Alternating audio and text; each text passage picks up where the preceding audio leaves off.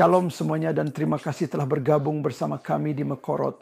Pada pekan ini di Parashat Pinhas kita membaca kisah menakjubkan tentang seorang pria yang mengambil tindakan sendiri untuk menghancurkan kejahatan yang mengancam perkemahan Israel.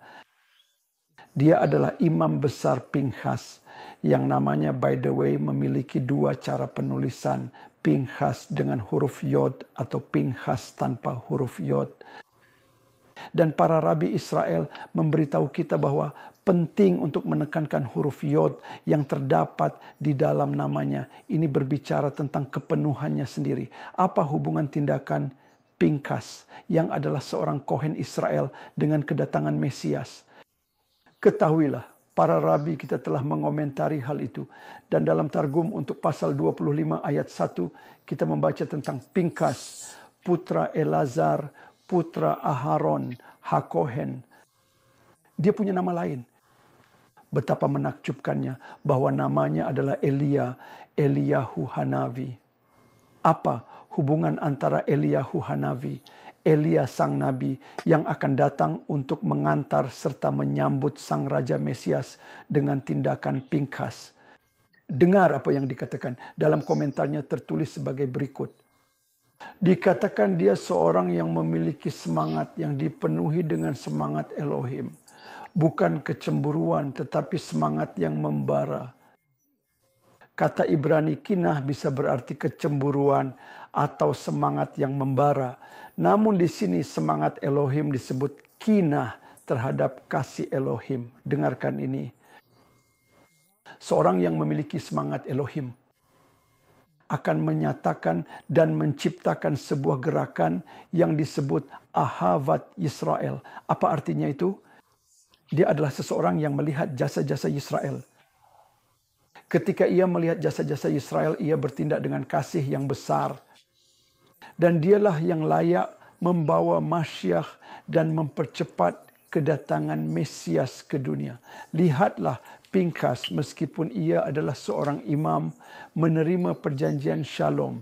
Seperti yang tertulis dalam kitab Yesaya, seperti yang diucapkan di akhir berkat Aharon, ia disebut dalam Yesaya sebagai Sar Shalom. Dan kata-kata berkat Aharon dalam bilangan pasal 6 diakhiri dengan kata-kata Viyasem Lecha Shalom. Dalam kedua kata tersebut, dalam kedua peristiwa tersebut, kata shalom berbicara tentang perjanjian damai yang akan kita terima dari sini. Dan lihatlah para rabi kita memberitahu kita di sini bahwa tindakannya yang didasari kasih kepada bangsanya, yang memperhatikan jasa-jasa bangsa Yahudi, itulah yang membawa geula bagi bangsa Yahudi. Tindakan yang dia lakukan meskipun melanggar Torah, membenarkan dia menerima perjanjian kekal. Para rabi mengajarkan bahwa siapapun yang dibenci di dunia ini justru akan menjadi orang yang menerima perjanjian kekal di dunia yang akan datang. Ketahuilah, hari ini tindakan kita bahkan jika disalahpahami dapat membawa Ahabat Yisrael. Tindakan itu dapat membawa kasih tanpa syarat, dan melalui kasih tanpa syarat ini, terutama sekarang dalam 3 pekan dari 17 Tammuz hingga 9 Av, kita harus melakukan tindakan kasih tanpa syarat.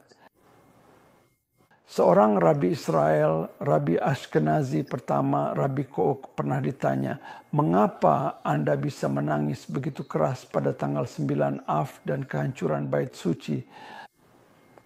Rabi itu memandang mereka dan berkata, aku tidak menangis karena bait suci pertama atau kedua, aku menangis untuk bait suci ketiga. Mereka tidak mengerti apa yang dia maksud dan mereka bertanya kepadanya, apa maksudmu? Bait suci ketiga belum dibangun, belum didirikan. Dan dia berkata, jika saja aku bisa lebih mengasihi seperti Pinhas, jika saja aku bisa mengasihi sedikit lebih seperti dia, penebusan sudah akan datang ke dunia. Inilah kesimpulan dari kisah Pinhas. Lihatlah, dia harus menjadi seorang penjahat menurut hukum, melanggar aturan hukum yang berlaku demi membawa penebusan bagi semua orang di sekitarnya. Bukankah itu juga kisah tentang Mesias kita? Dia tampak seperti seorang pelanggar hukum demi membawa penebusan bagi seluruh dunia.